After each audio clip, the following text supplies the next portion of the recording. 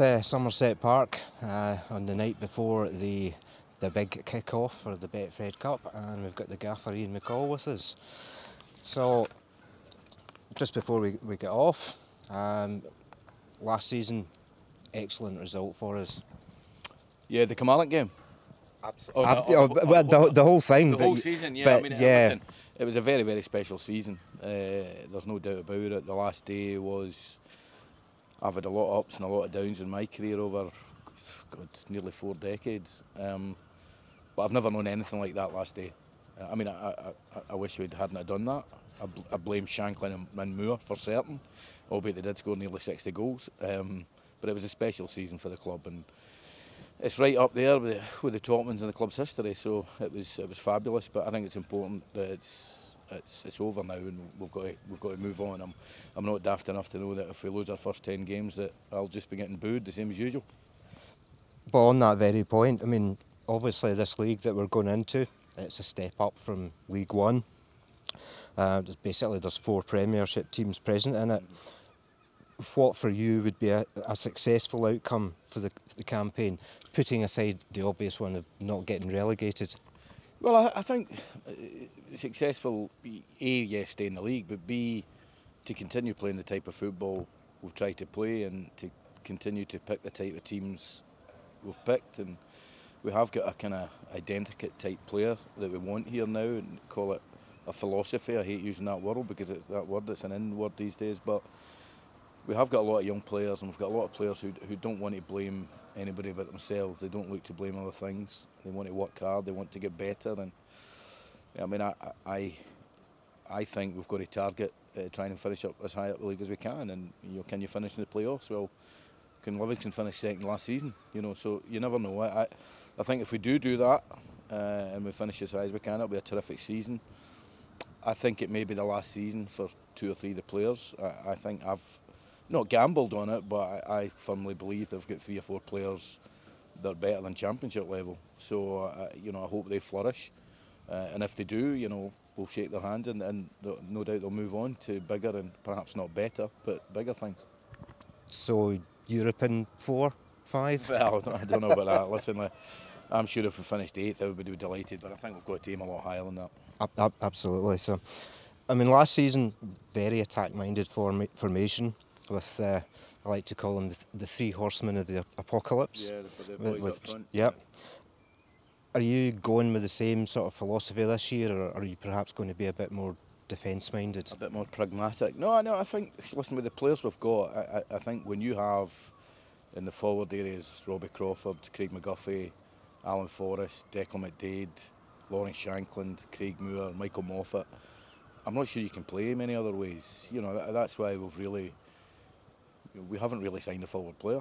We've re-signed boys who we think 1 or 2 of them could be real top drawer players, but we've went for more defensive-minded players to bring in. We brought in a left back, a goalie, and a centre midfield player who can cover it right back, but he's more a centre midfield player. And Mark Kerr's here again, who's that type of player.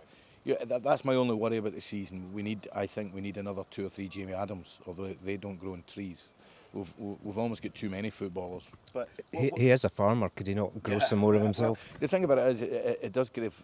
I think a great example was McGuffey coming off the bench in the last 10, 12 games of last season. It does give us great options to change games when you've got that type of player, and he obviously did it. So no, we won't be changing. We'll be trying to attack teams. We'll try to score goals, and particularly here at Somerset. You touched briefly there on the signings, and much like winning the league, you kept us in tenterhooks right up until the last possible minute, and then obviously we had the 3 signings yesterday. Is that the squad complete, or do you think we need some more players? No, I don't think it's complete. You're never happy with it. I think we're 1 short in terms of numbers. I think we need a centre back, but I'm happy with it just now. And Ross Docherty today trained for the first time. Higgy's probably a week or 2 away from starting training, so that'll be like having another 2 new players. So, yeah, I think we're maybe 1 light, but I'm very pleased with the 3 that we brought in the other day. David, I've been wanting to bring in for most of the summer. Andy Murdoch had agreed a deal about a week and a half ago, but we couldn't announce it. And we had a bit of a problem with the goalies, but I was delighted to finally get Ross doing. But it's changed days though, because really, okay, we've got a game tomorrow. It's a big game, but the real stuff starts on August the 4th. I mean, we want to do well in the Cup, we want to go through like we have done the last 2 years, but there's still 3 weeks before the league opener, which should be a great day here at the Somerset. Yeah. Have you got a good idea of the team that will be playing tomorrow? I know the team will be playing tomorrow, but I won't be telling you it. Embargoed. Embargoed. Yeah. Well, as long as we get it at least 10 minutes beforehand. Well, absolutely. Well, listen, I've told the players we had a meeting this morning, and we'll have a meeting before the league campaign starts. There's 4 games, we want to win all 4 of them, but everybody will be getting playing time. And, you know, it's up to everybody to fight for a jersey to be in the first 11 that plays against Partick Thistle in the opening league game. Absolutely. Is there anything in particular that has pleased you about the pre-season?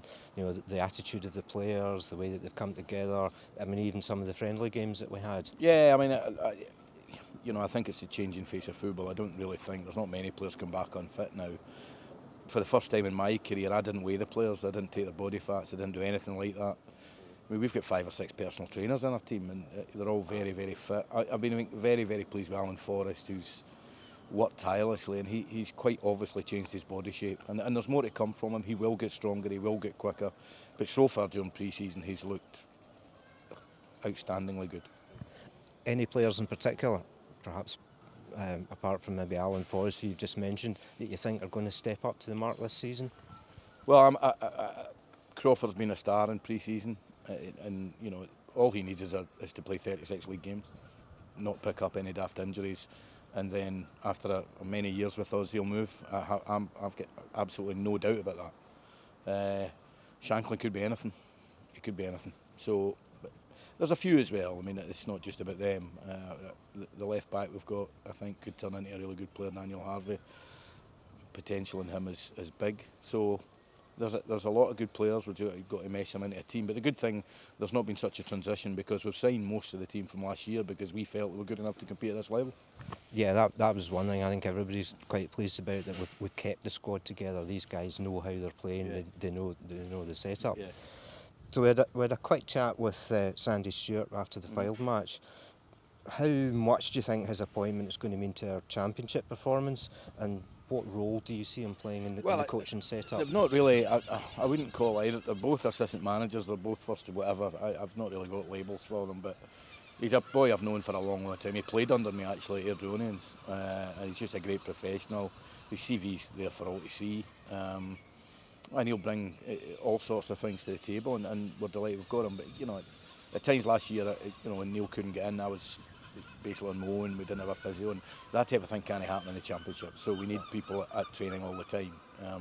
But I think he's terrific. I think he's improved in my spell away from him, and I think we're well set up in terms of the coaching team.